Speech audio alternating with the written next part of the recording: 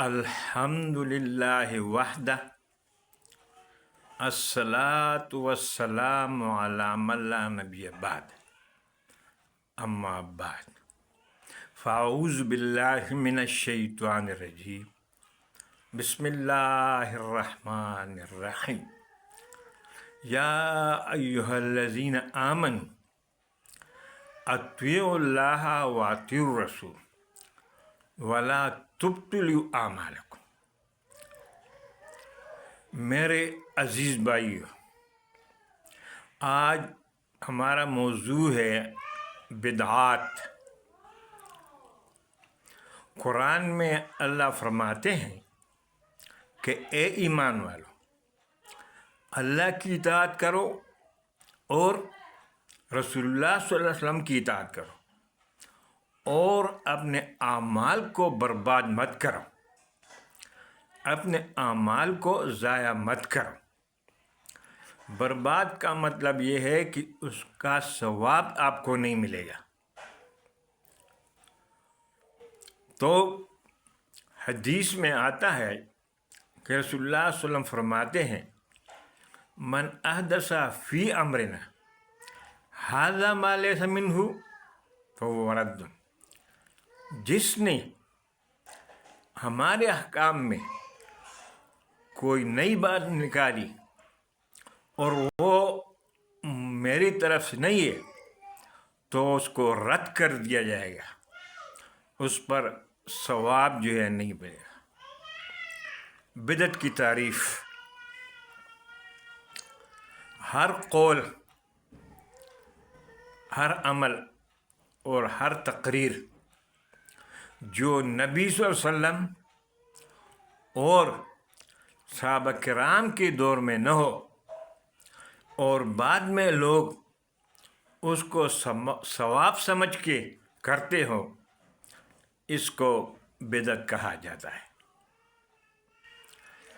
کہ رسول اللہ وہ قول، عمل اور تقریر جو نبی صلی اللہ علیہ وسلم اور صحابہ کرام کے دور میں نہ ہو، اس کو بدعت کہا جاتا ہے۔ اسی طرح آج کل بہت سارے بدعات ہیں۔ کل ایک مولوی صاحب سے کسی نے پوچھا کہ عید میلاد النبی کی کیا حقیقت ہے، کہاں سے ثابت ہے؟ وہ اس سے کہنے لگا کہ اس کا ممانعت دکھاؤ، کہاں پر منع ہے؟ اسی طرح اذان کی ابتدا اللہ اکبر سے ہوتی ہے اور یہ اذان سے پہلے درود و سلام خود ساختہ پڑھتے ہیں۔ پہلی بات تو یہ ہے کہ جو آدمی دعویٰ کرتا ہے جو مثبت ہے، اس کے ذمے دلیل ہوگی، ثبوت، نہ کہ غیر مثبت کی یا انکار کرنے والے۔ ہم تو اس کو مانتے نہیں تو ہم اس کو دلیل کیا دیں گے؟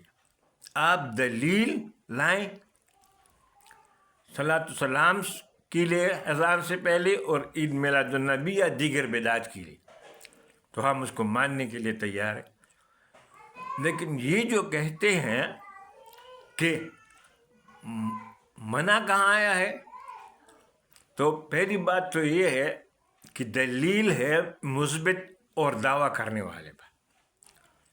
قرآن میں اللہ تعالیٰ فرماتا ہے اپنے نبی سے کہ جب وہ کفار مشرکین نبی صلی اللہ علیہ وسلم کے سامنے بتوں کی اور مختلف ان کی کرامات اور ان کے معجزے بیان کرتے تھے، تو قرآن میں اللہ نے فرمایا قل ہاتوا برہانکم ان کنتم صادقین، تم اپنے دلائل لاؤ اگر تم اپنے دعوے میں سچے ہو۔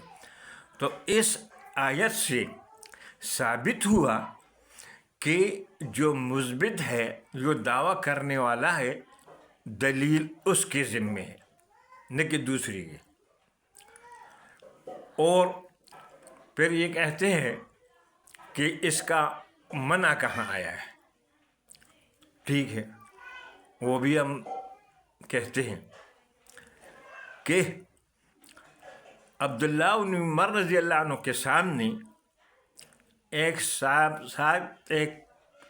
صاحب نے چینک ماری تو اس نے کہا الحمدللہ والصلاۃ والسلام علی رسول اللہ. تو عبداللہ بن عمر رضی اللہ عنہ نے کہا کہ درود کو ہم بھی مانتے ہیں لیکن اس موقع پر نبی صلی اللہ علیہ وسلم سے درود پڑھنا ثابت نہیں.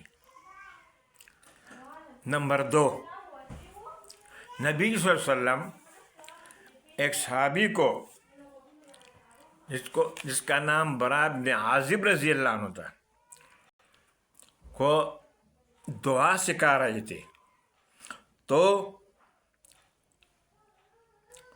نبی صلی اللہ علیہ وسلم نے کہا وہ بنبیک الذی ارسلت. تو اس نے رسول کی جگہ اس نے بے رسولی کی پڑھ لیا نبی کی جگہ. نبی صلی اللہ علیہ وسلم نے کہا بنبیک الذی ارسلت. اس صحابی نے کہا بے رسول کا، یعنی نبی کی جگہ رسول کا. تو نبی سامنے فرمایا میرے بتائے ہوئے لفظ کو نبی پڑھا کرو. تو اس پر شدید رد ہے. کس پر؟ کہ اگر دیکھا جائے تو رسول نبی سے افضل ہوتا ہے جیسے بعض احادیث میں ہے، لیکن جب نبی صلی اللہ علیہ وسلم نے بنبیک الذی کہا اور اس نے برسول کہا تو اسی وقت نبی صلی اللہ علیہ وسلم نے کہا نہیں جو میں الفاظ کہتا ہوں. تو یہ دونوں، یہ بخاری کی روایت ہے، دوسری ابو داؤد ترمذی کی ہے. اس میں صاف آیا ہے کہ جو الفاظ، جو طریقہ نبی صلی اللہ علیہ وسلم نے بتایا ہے یا قرآن میں اللہ نے ذکر کیا ہے وہی کہیں گے اور اس سے علاوہ نہیں کہیں گے. پھر یہ لوگ کہتے ہیں منع بتا. منع تو آپ مجھے اذان کو لے لیں. اذان بہترین عبادت ہے، یہاں تک کہ کفر اور اسلام کے مابین فرق کرنے والی اذان ہے. رسول اللہ صلی اللہ علیہ وسلم جب کسی قوم پر حملہ کرتے تو وہ سحری کے وقت کرتے تھے تو کان لگاتے تھے. تو اگر اذان کی آواز آتی تو حملے کو روکتے، نے کہا کہ یہ مسلمانوں کا ملک ہے. اور اگر اذان کی آواز نہیں آتی تو پھر حملہ کرتے. تو اذان اسلام اور کفر کے درمیان فرق ہے. لیکن یہی اذان مجھے آپ بتائیں کہ جنازے سے پہلے آپ کیوں نہیں دیتے؟ جنازہ بھی تو فرض کفایہ ہے. یہ اذان آپ نکاح سے اور شادی سے پہلے کیوں نہیں دیتے؟ نکاح اور شادی نبی صلی اللہ علیہ وسلم کی سنت ہے، ولیمے سے پہلے کیوں نہیں دیتے؟ اسی طرح اور بہت سارے ہیں. یہ تو میں بطور مثال بیان کرتا ہوں، لیکن وہاں آپ لوگ کیوں نہیں کرتے؟ آپ وہاں پر بھی اذان دیے کریں. جب جنازہ اٹھایا جائے اذان دو، جب نماز پڑھنے کے لیے جنازگاہ جائے وہاں اذان دو، مردے کو جب دفن کرو اس وقت اذان دو، مردے کو دفن کرنے کے بعد اذان دو، نماز ختم کرنے کے بعد اذان دو تاکہ لوگوں کو پتہ چلے. تو یہ جو انہوں نے کلیہ بنایا ہے تو نہیں کہا تو یہ نہیں تو ان سب میں ہے. اور اگر یہی آپ لے لیں تو پھر بدعت تو کوئی بالکل نہیں ہے. پھر جو رسول اللہ صلی اللہ علیہ وسلم فرماتے کل بدعت ضلالہ و کل ضلالۃ فی النار، وہ حدیث تو پھر بقول آپ کے عمل سے ہو جائے گی. اچھا، دوسری جو بات یہ کرتے ہیں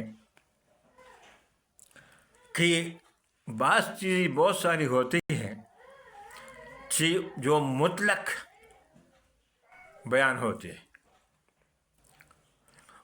اور اس کو مقید کرنے والے وہ اللہ تعالیٰ کے نبی صلی اللہ علیہ وسلم ہے۔ قرآن میں مطلق عام مسئلہ بیان ہوا جیسے کہ اقیم الصلاۃ، تو نبی صلی اللہ علیہ وسلم نے کیا کیا، اپنے قول اور فعل سے تکبیر اولیٰ، اسی طرح رکوع کے تسبیحات، سجدے کی تسبیحات، زکوٰۃ کا جو ہے نصاب، تو یہ سب نبی صلی اللہ علیہ وسلم نے اپنے قول اور فعل اور تقریر سے ہمیں بیان فرمائے ہیں۔ اور مطلق سے آپ اس لیے ثابت نہیں کر سکتے کہ مطلق پر مجہول الکیفیت کی تعریف صادق آتی ہے، تو جس کی کیفیت مجہول ہو، جیسے وقال ربکم ادعونی استجب لکم، اللہ نے فرمایا تم مجھ سے دعائیں مانگو میں تمہاری دعا سنتا ہوں۔ ابھی یہ جو ہے اسے کیا ہے، مطلق ہے اور اس کی کیفیت مجہول ہے، تو اس کی کیفیات ہم کہاں سے لیں گے؟ نبی صلی اللہ علیہ وسلم کی ذات سے، مجہول الکیفیت۔ تو جہاں مسئلہ خاص ہوتا ہے اس کے لیے دلیل خاص کی ضرورت ہوتی ہے۔ ظاہر ہے کہ جس کا دعویٰ خاص ہے تو اس کے لیے دلیل بھی اس کو خاص لانا پڑے گا۔ تو یہاں پر بھی یہ بعض باتیں کرتے ہیں کہ